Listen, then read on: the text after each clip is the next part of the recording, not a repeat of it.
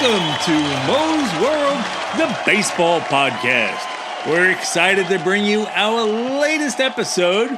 And I guess I gotta apologize. I said that the last episode I was gonna try something new, but it didn't really work out too well. Awesome. I planned on doing a video presentation of the podcast, and for some reason, it didn't work out. So I'm back to the old way of doing it.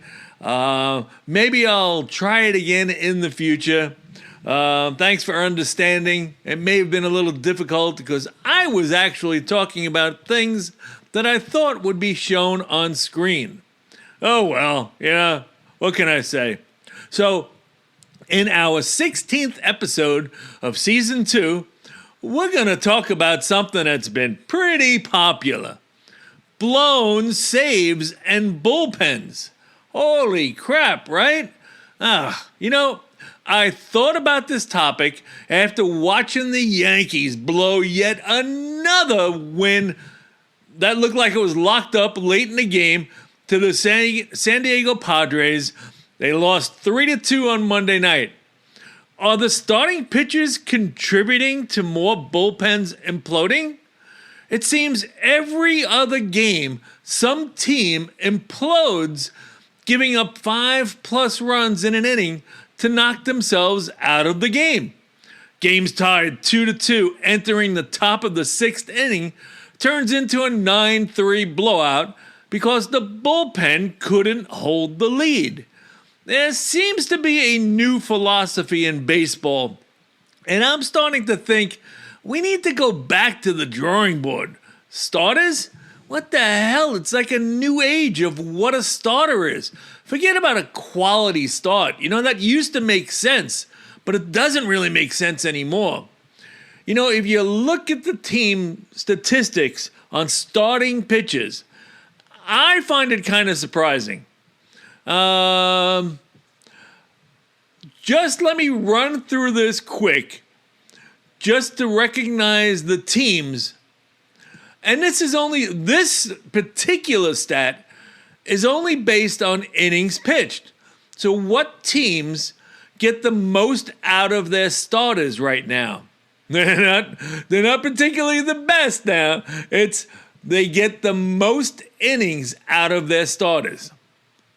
So top of the list, we've got the Kansas City Royals, the Boston Red Sox, the Washington Nationals, San Francisco Giants, Cincinnati Reds, Chicago Cubs, Pittsburgh Pirates, Arizona Diamondbacks, Philadelphia Phillies, St. Louis Cardinals, and the Tampa Bay Rays.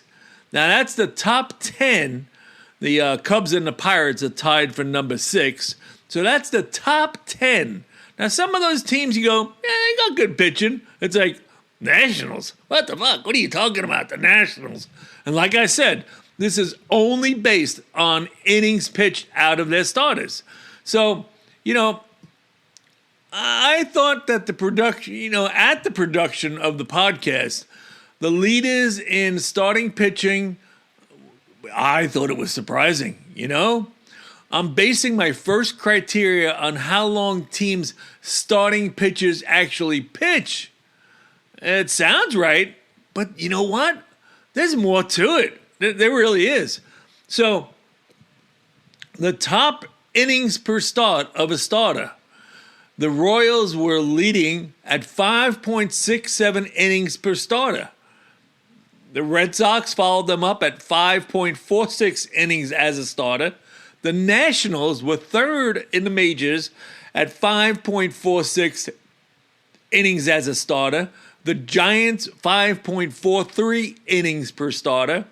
And the Cincinnati Reds at 5.41 innings per starter. Those are your top 5 teams on who get the most out of their starting pitching.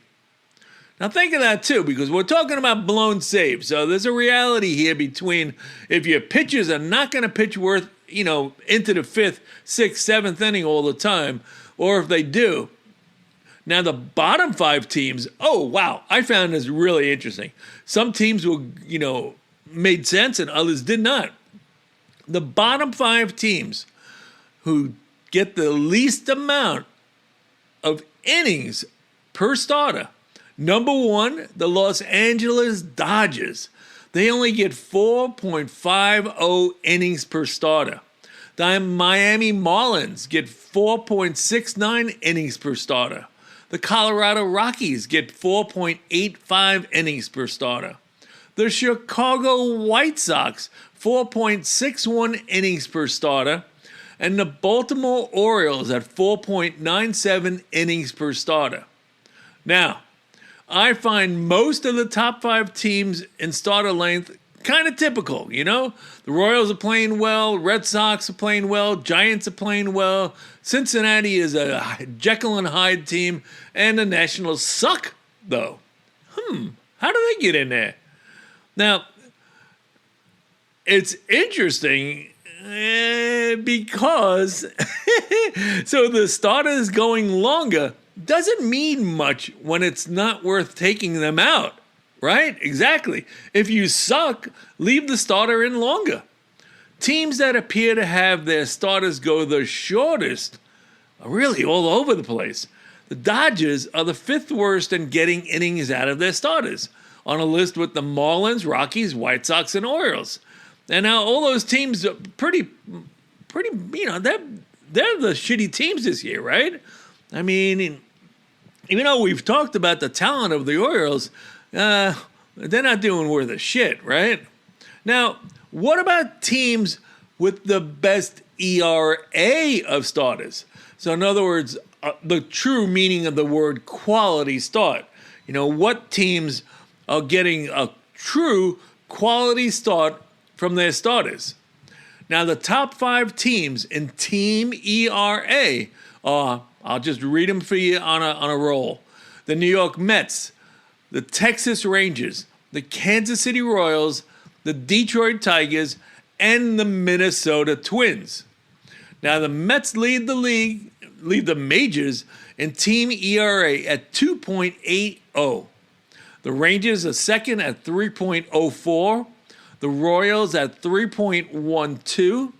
The Tigers at 3.19. And the Twins at 3.45. Now, those are the top 5 teams in team ERA.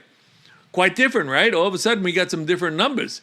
And now the Mets, you know, they've only thrown 186.1 innings per team.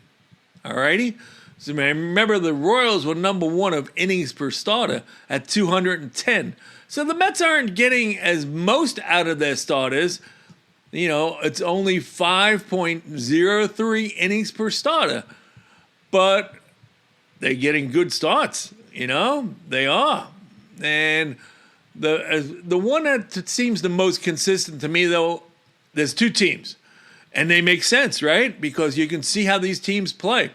The Kansas City Royals, they got a 3.12 ERA, and they're throwing 5.67 innings per starter and 210 innings leading the majors. And then you got the Detroit Tigers. You know, they're throwing a 3.19 ERA, and they're throwing 5.46 innings per starter. Both those teams have dynamic starting staffs, you know? So, quite interesting. Now, the bottom 5. Holy crap, the bottom 5 in ERA. Can you guess? The Miami Marlins are giving up a 6.56 ERA by their starters. The Colorado Rockies are giving up a 6.53 ERA. The Baltimore Orioles, a 5.75 ERA. And surprisingly, which this team was always known for good quality pitching, yet the Cleveland Guardians are giving up 4.61 ERA for their starting pitchers, followed by the 5th worst team, the Toronto Blue Jays, at 4.48 ERA for the starters. Now, you know, that says a lot, because everybody's been wondering about, you know, are the Rockies this bad? Are the Orioles going to bounce back? Can Cleveland win the division? You know, Toronto, what the fuck is going on with them? You know, nobody asks anything about the Marlins except when is that team going to be contracted, you know? But it's interesting that the top 5 teams in ERA are not necessarily getting the most out of their starters in length, but are getting a better start. They're relying more on the bullpen. But will this trend last? Will the bullpens hold up? The Mets are one of the best teams currently getting timely hitting and good starting pitching.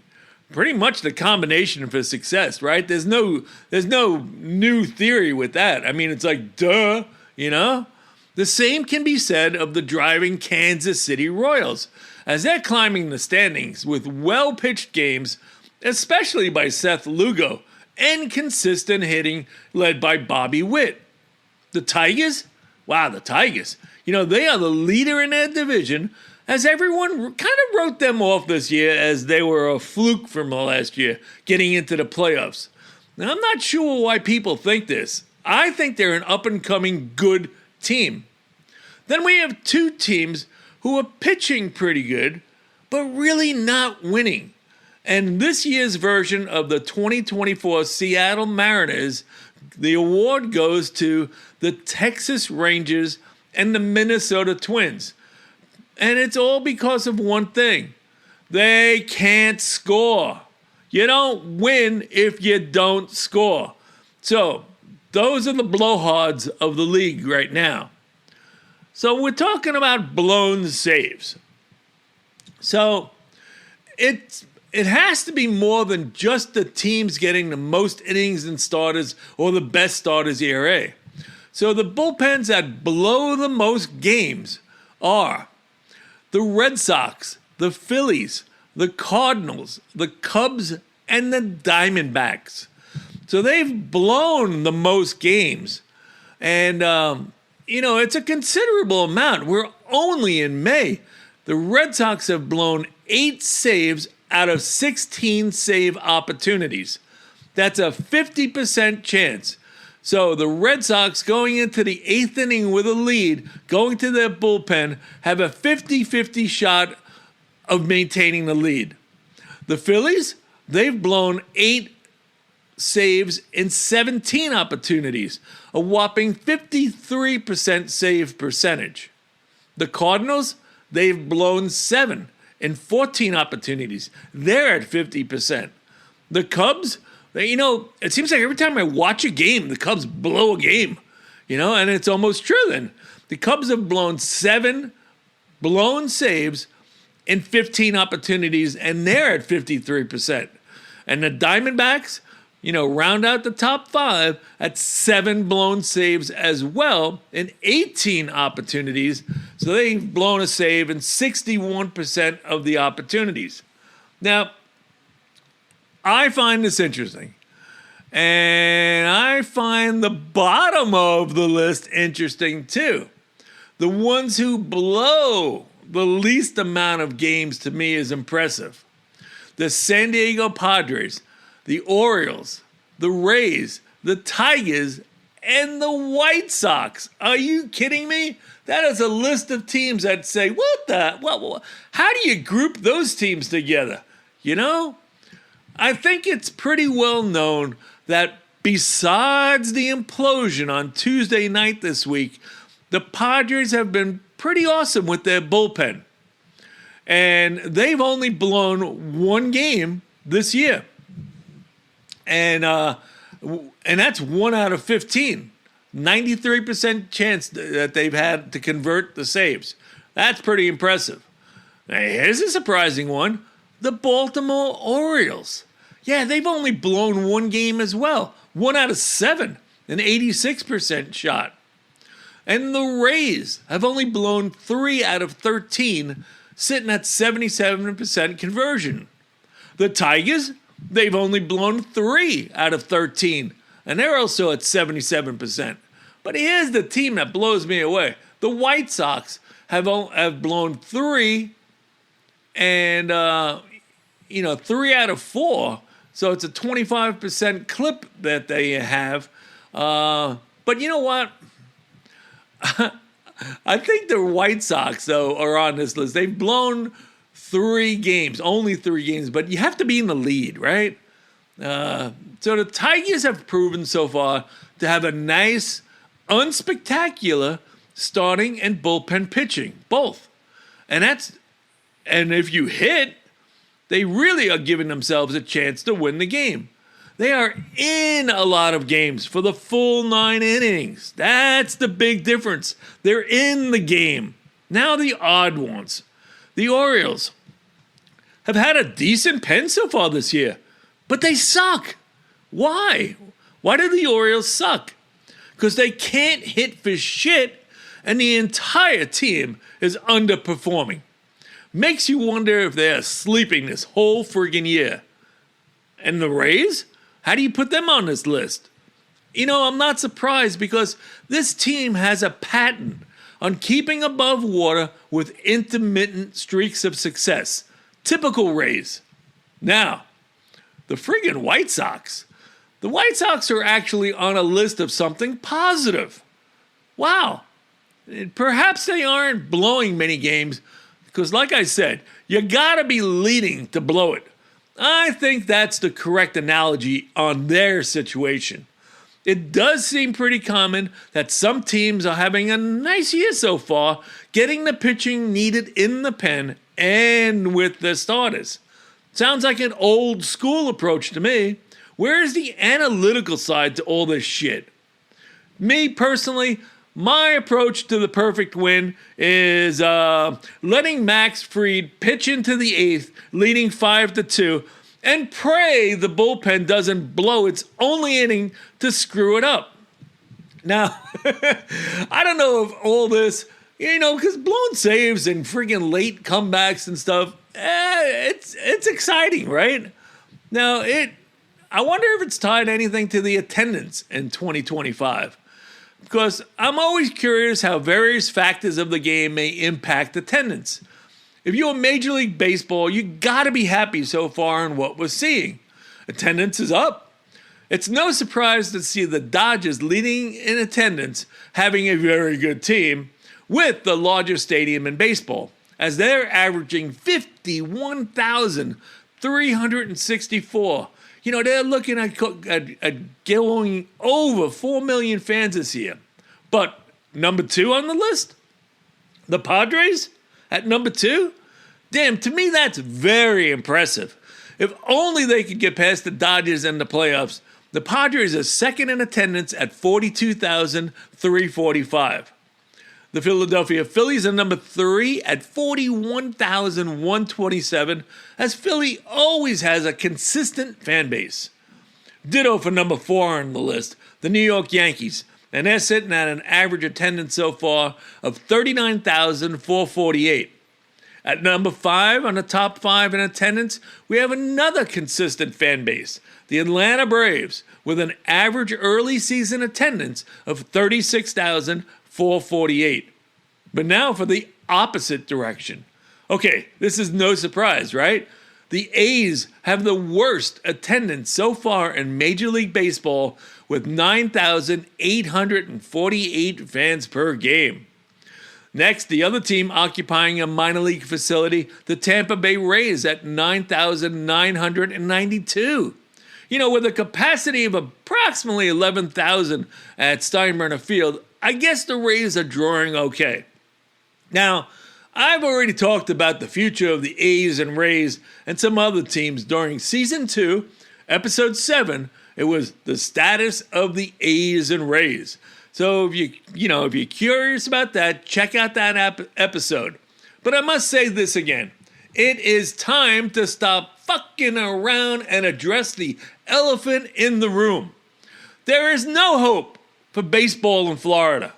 I'm hearing shit every other day coming out of Florida concerning Orlando, the Rays, what's going to happen, and Major League Baseball is keeping a clamp on it. They're not saying shit because they know that they're going to have to fight. Now, I'm going to tell you, the fans do not support baseball in Florida. No more of the stupid talk of putting a team in Orlando. It's not going to happen. What should happen is the contraction of the Miami Marlins and the Tampa Bay Rays. Create a kind of expansion draft with these players from these teams plus additional drafted players. Perhaps teams can protect 38 of the 40-man roster with 2 players from each team going into a pool to create 2 new teams, giving the league a total of 30 again after contraction. And where do we put these teams?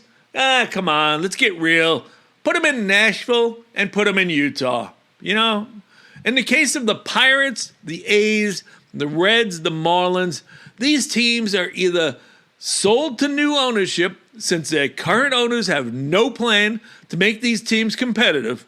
In the case of the A's, you know, that's a shame because they have a good young team. And that's who I'm rooting for to make the playoffs this year. I want the A's to make the playoffs. You know, they got everybody that is so good on that team. And the A's have a con artist owner, and they really need to get him out of baseball. Now, I'm sure the next CBA will address the tanking owners. Oh, yeah, that's coming. Especially when Major League Baseball wants the large markets to share so much in the future. I keep harping on this because, you know, you're not seeing this on the basic, you know, news. They don't want to talk about the CBA and the shit battle that they're going to have because it's going to be a lockout, like we said once before in previous podcasts concerning the CBA. Now, I'm getting off base, so now I'm not sure if we figured out if the lack of depth in starting pitching has impacted bullpens imploding more, but it is interesting looking at some of the numbers. Something to keep our eye on, perhaps, for the rest of this season.